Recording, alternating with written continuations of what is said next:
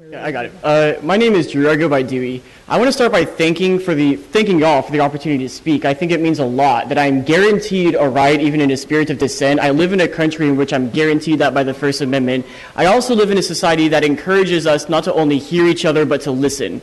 I think that amazing thing happened whenever we listened to each other's thoughts and feelings and logic. And so my plan was to talk about the illogical assumption that the Civil War was fought over states' rights instead of slavery, but the past speech just read out exactly what I was going to read, and it's been read before. But I'm just going to take 1 second to pause on this I'm going to take 1 second to pause on one of the most atrocious parts of this, and I'm going to read it nice and slow because people sharing my melanin content might need to hear it again.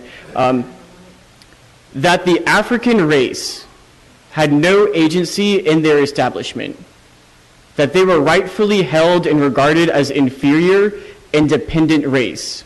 And in that condition only could their existence in this country be rendered beneficial or tolerable. I want to talk a little bit about what the monument means. It's not just preserving history. A monument glorifies history, and it's a decision about what history is glorified that we have. There have been several arguments for not removing, such as what is Denton's jurisdiction? What is Denton City and Denton County's jurisdiction? One reply is I know that we have to follow particular policies and laws about public space and public land, but what are those policies? What are those practices? The monument has already been amended of some form by adding a plaque in order to add historical content. So we know that action can be taken, but it isn't. I can only relate to this by reading words off of paper because my skin tone isn't one that indicates that I would be in servanthood of the person on the memorial, which means that I think that that's enough reason to put this on the agenda to have even more dialogue. I started this by saying, I think it's important for us to hear each other, for us to listen.